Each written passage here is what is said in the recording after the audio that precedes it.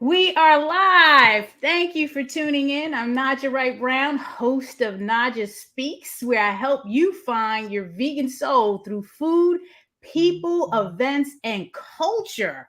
We're in the final days of Veganuary, so if you pledge to go vegan this month, or if you're already vegan, I'd like to know how your pledge is going or how you influence someone to go vegan. Public relations as activism. Here's what we're talking about today. Is there a shift in perspective happening? Here to talk to us more about it is Ryan Fletcher, a dedicated vegan and social justice activist of over 20 years. That's 2 decades.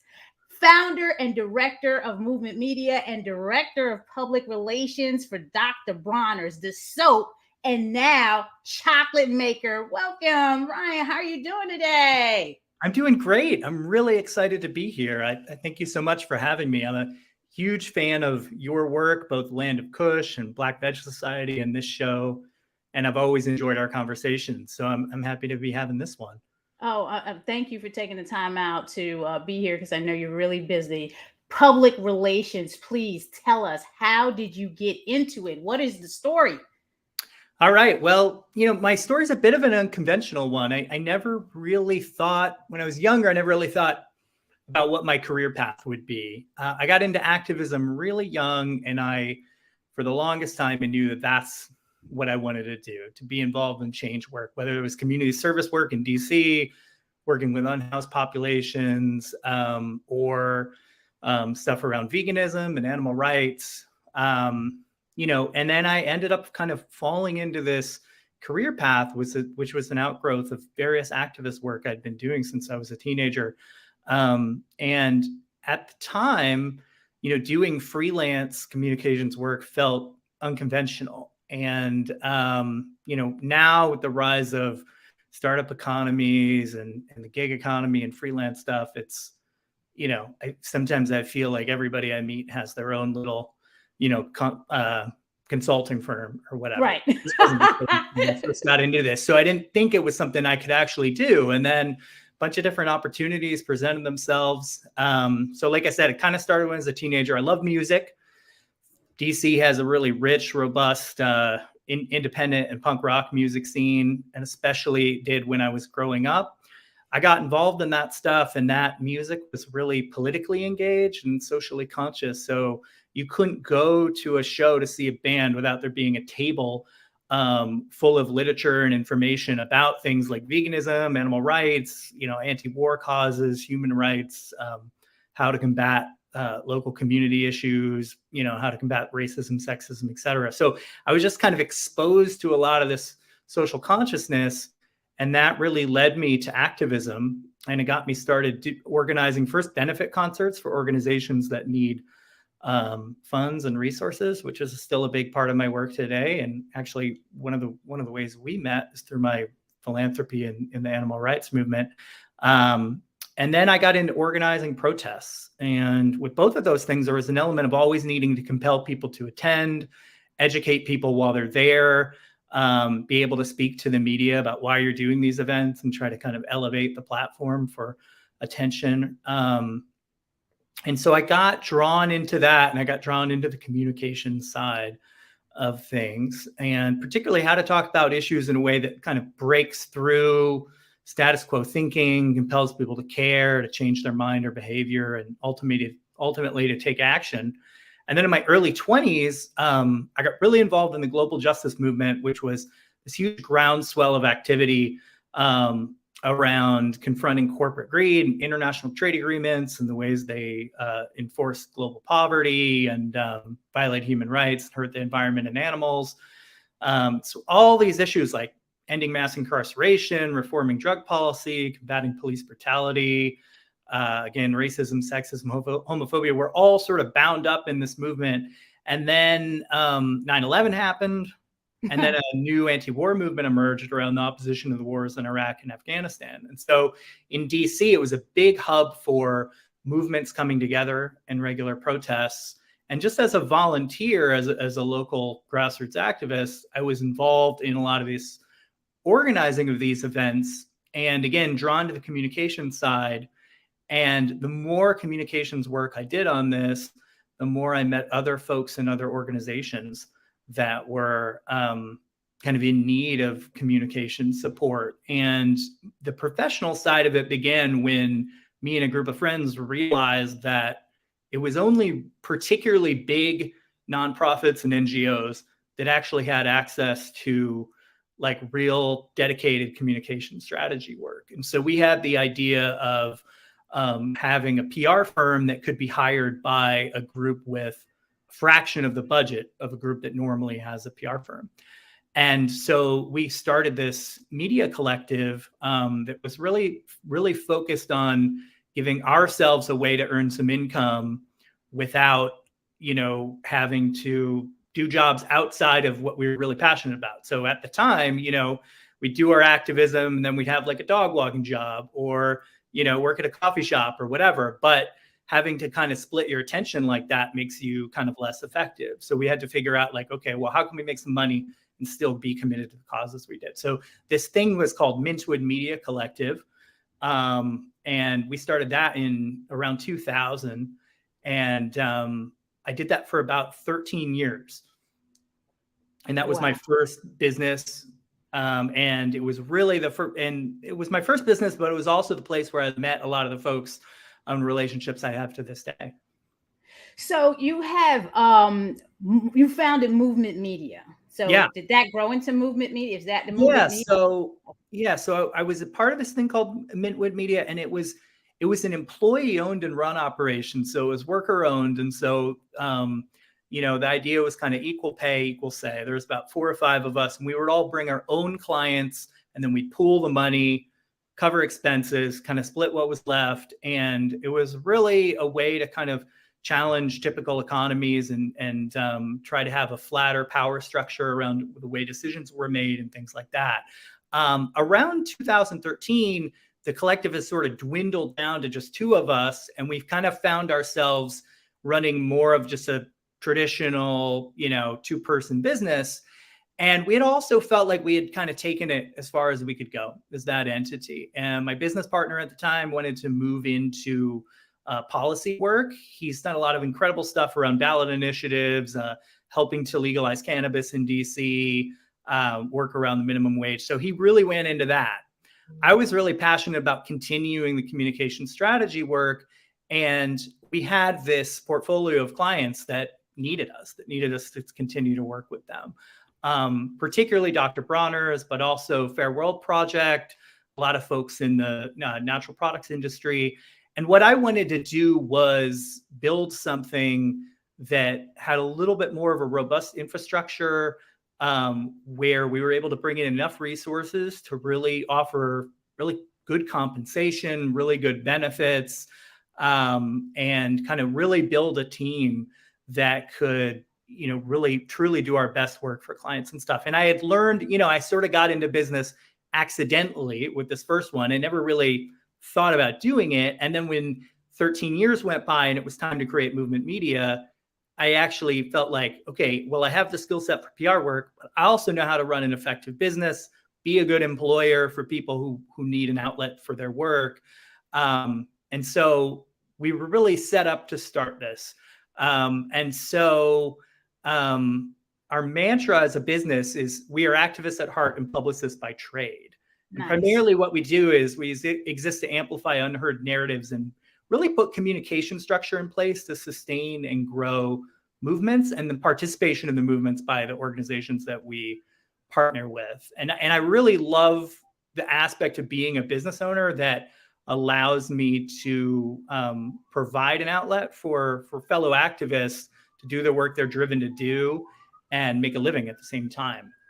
So one thing we have in common across our team, it's a diverse team in terms of age, and demographics, but we're all people who are really passionate about using our work life to try to make a difference in different movements. Love it. And then, your connection with Dr. Bronner's now, and how that came.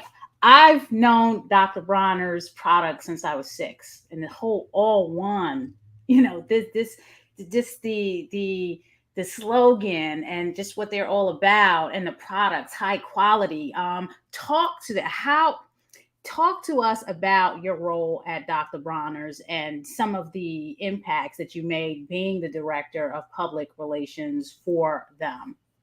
Yeah, absolutely. So Dr. Bronner's is one of my core focuses at Movement Media, and we're true partners with them. Movement Media actually runs Dr. Bronner's public relations department, and we call it public affairs and media relations, particularly because on the public affairs side, a lot of what Dr. Bronner's does behind this all one message is use the platform of being this relatively well-known and beloved company, frankly, to elevate causes it believes in. So Dr. Bronner's is committed to regenerative organic agriculture, animal rights and animal advocacy, drug policy reform, doing a lot around community betterment in San Diego area, a lot around environmental change, and also criminal justice reform. Those are some of the core issues the company works on, and it has a business structure that allows it to put a lot of resources into social movements. So there's a salary cap at the company. One of the main priorities of the company is that the supply chain is organized in a way that seeks to elevate all the people involved in the supply chain and also the workforce by offering really strong benefits, including full health care, which is company paid and relatively unheard of in the United States, a place that does not offer healthcare to its citizens, unlike most of the rest of the world. And so Dr. Bronner's also has this salary cap of 5-to-1. And the 5-to-1 means that no executive will get paid more than 5 times the lowest paid fully invested employee. And so with the resources that it has from that sort of social vision of social equity, it's able to dedicate basically everything that's not needed for business development to all those causes I mentioned. And so the PR work that we do is largely oriented around, to some extent, promoting products, because you got to do that, right? But mostly what we do is we try to create partnerships with on-the-ground activists who are doing work, help share resources with them, and then promote those causes. So a lot of times we'll put those causes on our label. We've done a lot around the subject of mental health. So we did these Heal Soul special labels. We've done a Heal Earth special label. We have one that says End Factory Farming on it. And so, I should also mention it's Dr. Bronner's 75th anniversary this year. So the company was created in 1948. Happy anniversary. Yes. Yeah. So the company was created by Emanuel Bronner, whose grandsons run the company to this day. And Emanuel Bronner's whole thing was this all one message, right? He called it the moral ABC. And it's the thousands of words that you see on the label of Dr. Bronner's bottle. And so part of the big challenge of the company is how to take all the words that are on the bottle and figure out how to really actualize them in our spheres of influence. So we're actually, you might say walking the talk. And a lot of that relates back to the kind of public relations work that both Dr. Bronner's prioritizes and that I sort of specialize in. So, and Dr. Bronner's, we met these folks through Midwood Media back in 2002.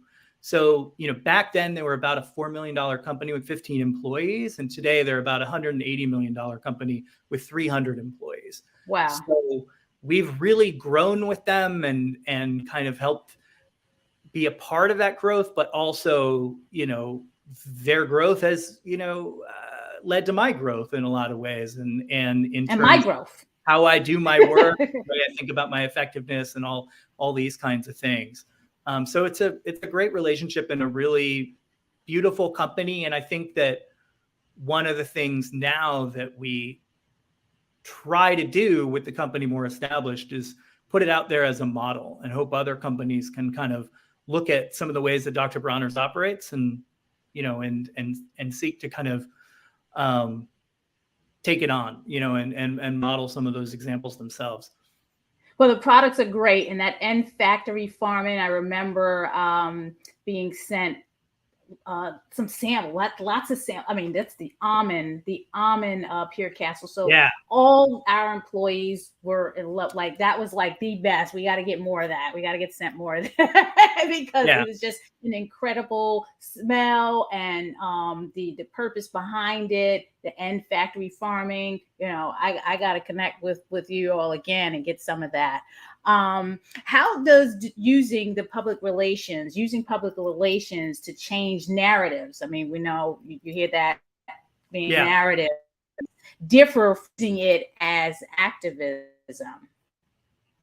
I think that's a really good question. And you know, I think changing narratives is really the core of PR work. I think the difference in using it as activism is our intentions, right? So working to change narratives in the interest of social and environmental justice. I think that makes it activism.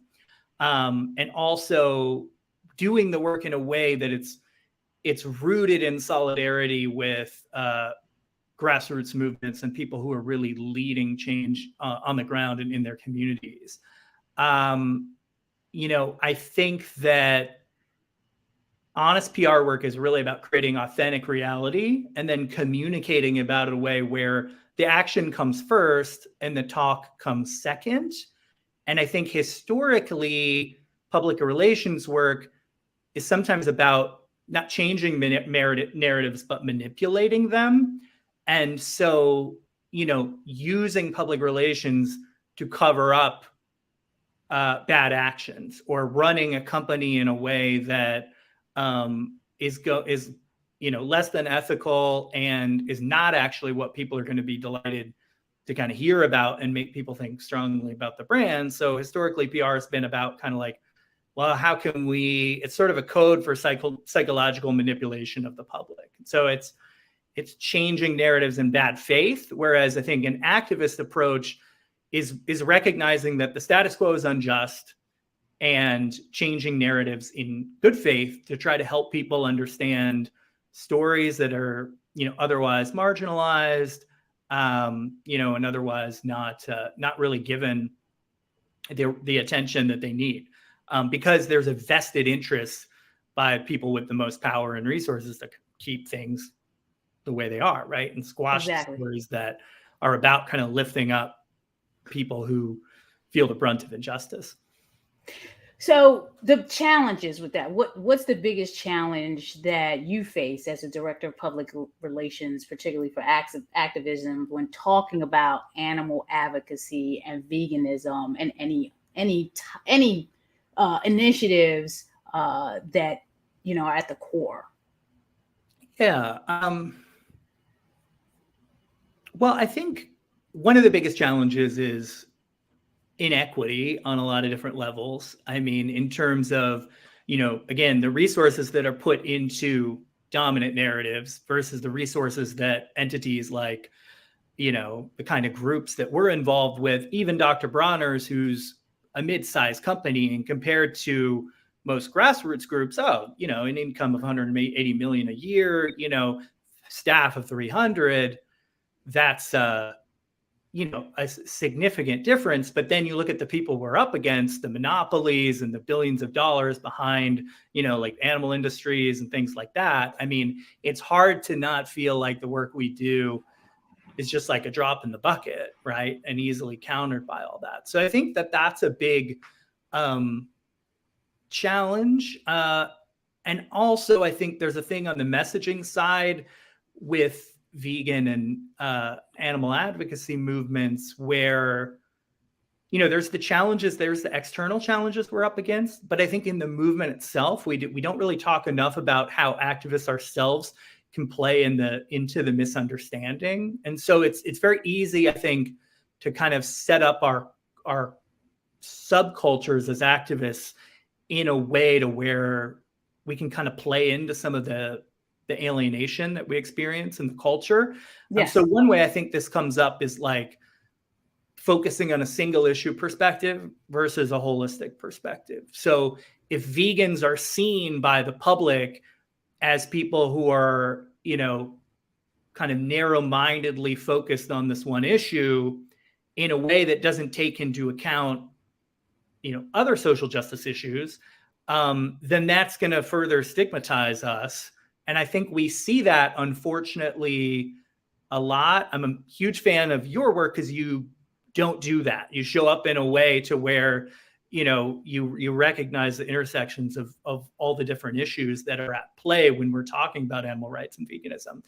And unfortunately, I think, a lot of the groups with the most power in the movement aren't quite there yet. And so there's this, when I think having a single issue focus is fine. If you're an organization that, we're singly focused on trying to end factory farming or get people to eat more plant-based food, that's fine and actually strategic, but don't do that at the expense of making it harder for other causes to advance themselves. So for instance, if you're doing vegan work in a way that alienates people who are doing anti-racist work or environmental work, it's sort of like being on a tennis court and just like volleying the ball. Anytime the ball comes your way on a certain issue, you just hit it back, and then you let the environmental activists deal with it, or you let the anti-racist activists deal with it. And so I think what that ends up doing is stigmatizing these movements in the culture, and people don't necessarily always see us as allies. And so we just all kind of stick in our, silos. Right. Right. And I agree with that. I had talked about, I did the keynote at the Animal Rights and Vegan Advocacy Summit in DC last year. And I talked about that. I'm like, we're working less than 10% of the population is vegan. And it really is less than 5%, to be honest with you. If you bundle in the vegetarians, then, you're at 6-7%. Yeah. And I'm like, we're all in this infighting, but we got more than 90% of the population that we need to be, talking to and educating and getting people to, go vegan, and fight climate change and all this stuff that's damaging the earth and our bodies and the animals. And I don't have time for it. So Ryan has just, got me into publicizing Black Veg Society right now. So you're tuning in to Naijha Speaks. Please subscribe, like, share, and comment. Naijha Speaks is a project out of Black Veg Society. So please support us at blackvegsociety.org. Black Veg Society is meeting people where they are, right where you are, doesn't matter where, on your holistic health, vegan, and plant-based journey. So non-judgment, we're supporting it all at the intersections, and we like all culture, hip-hop culture, skateboard culture. Like we're just trying to talk to everybody. So we appreciate your support, and Dr. Bronner is definitely a supporter of our work, and we appreciate you for that. Thank you, Ryan. Yeah. So having said all that, what are some tips that organizations and businesses doing activism should stop or start doing when it comes to public relations? I mean, I consider me into public relations with Black Veg Society. I mean, I put some press releases out. Is that enough? What else should I be doing? Yeah, well, I wanted to say one thing on the challenges side, because in addition to a lot of the communication strategy work that I do, one of the things I get to do, which is a real passion and pleasure, is help Dr. Bronners around directing funds in the animal advocacy movement. Again, one of the ways we met. And one of the things you see in the funding side of the professional animal advocacy movement is that it's really kind of a microcosm of society at large, where most resources, most money and power is really concentrated in the hands of a few people and organizations. Yes. And because of this, there's a larger majority of organizations that are really struggling to get the resources they need to do their work. And of course, like in society, a lot of this breaks down disproportionately along lines of race, gender, class, et cetera. And so a tip I have for people who are in the funding space, and I feel like I can never say it enough, is really trying to prioritize giving to unlikely recipients of philanthropy. It's one way to help shift the paradigm. We see money as a form of energy to use to power a better world. Yes. We need to take great care of it, to not waste it or misspend it. And I think that there's an inclination to give to organizations that already receive the highest amounts of funding, or that are the most frequently recommended by giving advisors or charity evaluators. And those aren't actually the groups that need the money the most or that can do the most good with it, because there is a ceiling in our movement right now on how much you can really do with an amount of money. Right. So I think there's a lot of a small group of overfunded organizations and a really big group of underfunded organizations. And I think that is that's the thing that's kind of on my mind about how we can build stronger movements through viewing funding in terms of more equitable distribution of resources.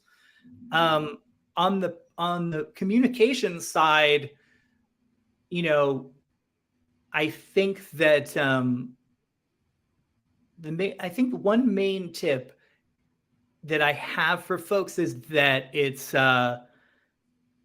little can go a long way. So if you don't have a lot of resources to invest in, like putting out press releases and contacting media, starting small and trying to, do what you can, especially in the interest of like really figuring out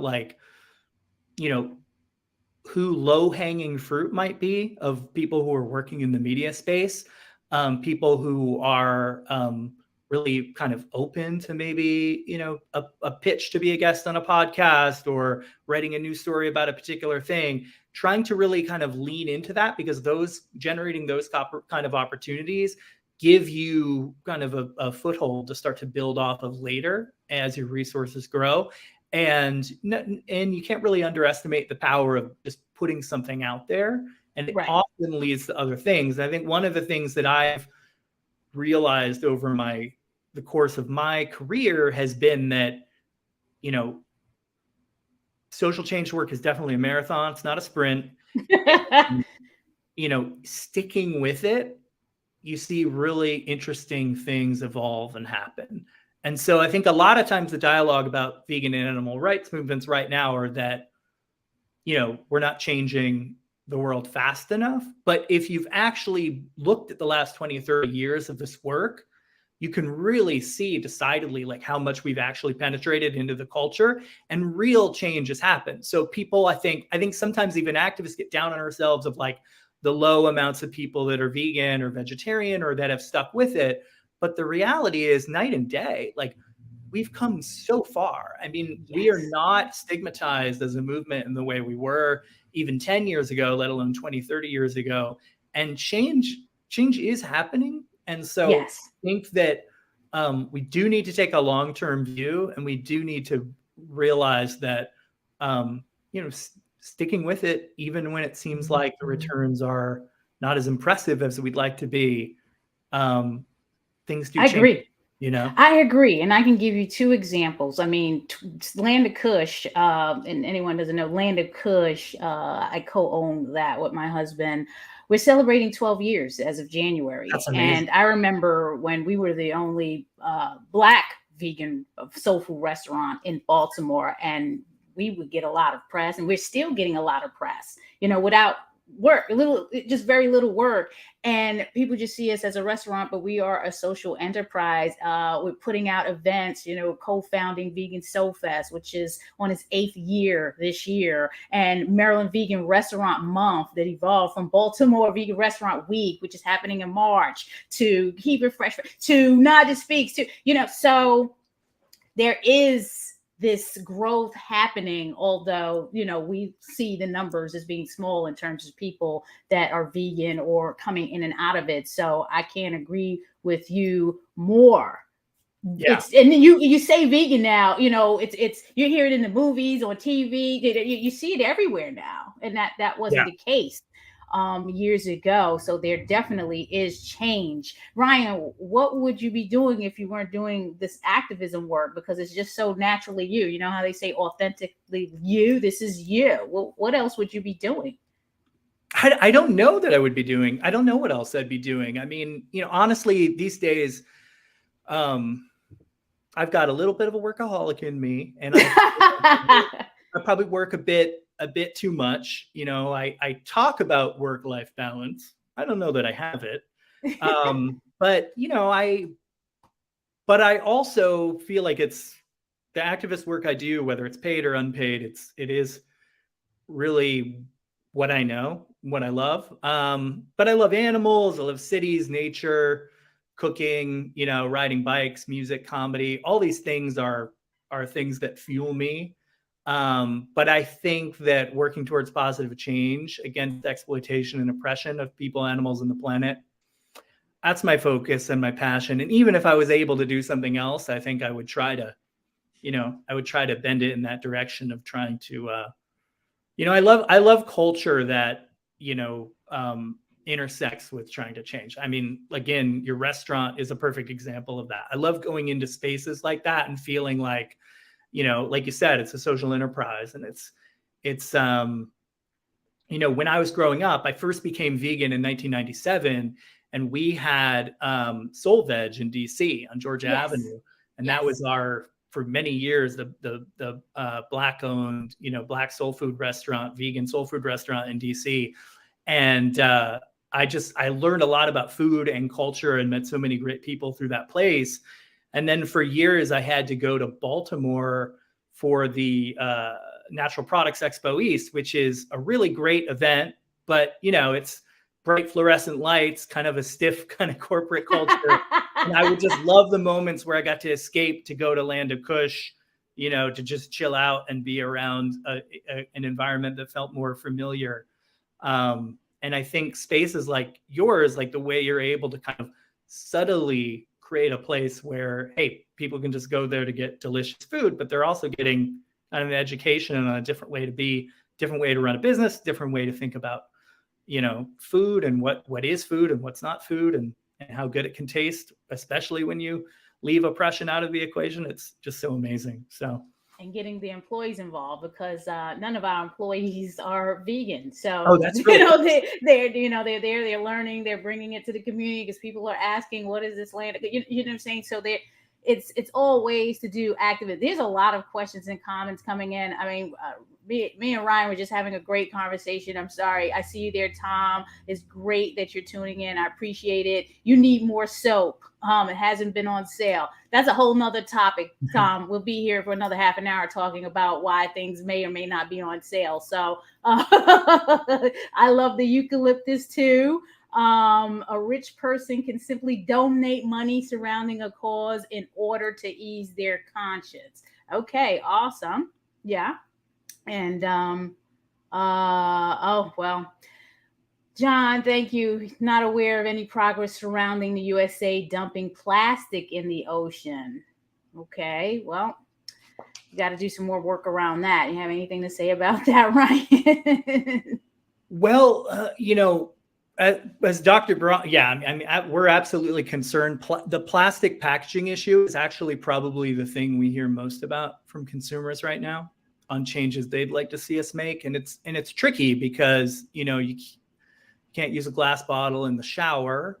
We did pioneer use of PCR, post-consumer recycled plastic.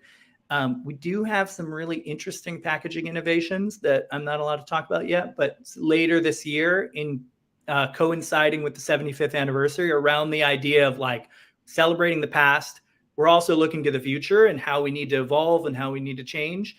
So we're going to actually be introducing some really cool packaging innovations around Expo West this year. And then we're also doing a lot more refill stuff with stores. It's funny because in the like between the 60s, 80s, 90s, refill of soap in co-ops was like a really big deal. And then it sort of fell by the wayside. And now we're trying to figure out, more and more people are interested in that, how to bring it back. So that's a small way we can help the plastic dumping issue. So awesome. Tom, getting companies to go for free is a legitimate concern. Yes, it is in this day and age. Why are we still, using fur? So another issue that needs to be worked on. Thank you for congratulating us on our anniversary. Tom, there's just so many coming in. Ryan is such a. Okay. This is Lars, we can end with this, I guess. Can you give a few advice for starting local PR communication bureaus in their respective countries, cultures, languages to increase PR work for activists that usually don't have the resources to add PR work? Thank you. And that's a good question for me too, because I'm still learning. Yeah, absolutely. So this is a question about in outside the US in particular, seems like. Yes. And he Yeah. also followed it up with how do you get funded to start and use your skills as a PR specialist? Yeah, we might have to have a part 2, Ryan. I think,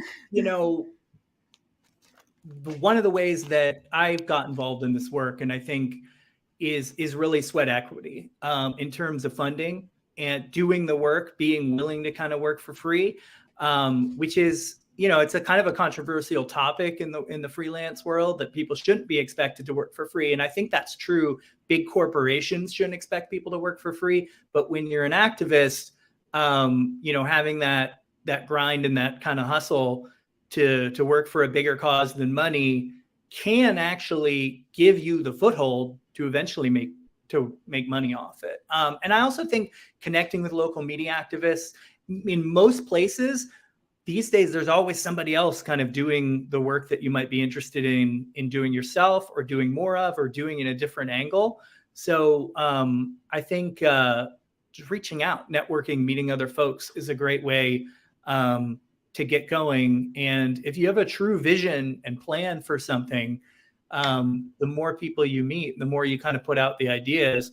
There may be companies like Dr. Bronner's that are a little more resourced and that are actually willing to work with somebody who's like-minded.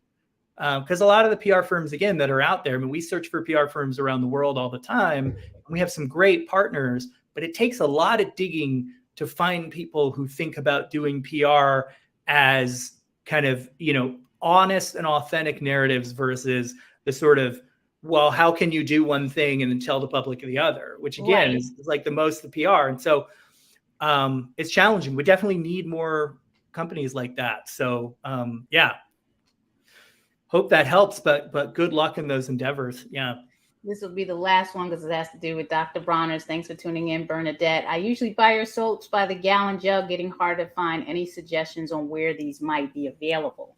We hear that a lot. I think right now we're actually started. I just saw an Instagram post yesterday from our social media team that I think we're selling the gallon jugs online now. But local co-ops usually stock the bigger sizes. So that's a place to look, like local old school health food stores. I think maybe even Mom's Market in the DMV region. But yeah, the drbronner.com website is going to be offering more of the bigger sizes too. So check there. Thank you for that, Ryan. Ryan, how best can we connect with you? All one, everybody. Please thank Ryan for being here. We appreciate you. All one, Dr. Bronner's, Movement Media, Public Relations as Activism. How can we connect with you again? Yeah, absolutely. So a couple things. We are movementmedia.com. It's the Movement Media website. drbronner.com is the Dr. Bronner website. At Dr. Bronner on all the social media channels. Those are the best places. I do some writing about the vegan movement and philanthropy analysis on Medium. So searching something like Ryan Fletcher vegan Medium, you'll probably find those articles. And I also just want to do a shout out to the In Context podcast from the LGBTQ-led Vine Sanctuary. They're talking about it's a really similar to this show. It's just an amazing outlet for discussions with different kinds of activists working on intersectional perspectives. So I very much, that's hosted by Patrice Jones. We're big supporters of Vine. And then, I also want to note that the Stray Dog Institute is putting out some great writing on concepts like trust-based philanthropy, which really complements some of these ideas about trying to get resources in the hands of folks who are have less access to them. So they're another great resource to check out. But definitely check out all the Dr. Bronner Movement Media stuff. And yeah, thank you again for this opportunity. Again, I always enjoy talking to you, and this has been really great way to kick off this Thursday. So thank you. Thank you, Ryan. Thanks, everyone, for tuning in. Again, NaijhaSpeaks.com. If you're watching the replay, please share, like, comment, subscribe. Tune in Thursdays at 11. That's when we go live. Have a great one and stay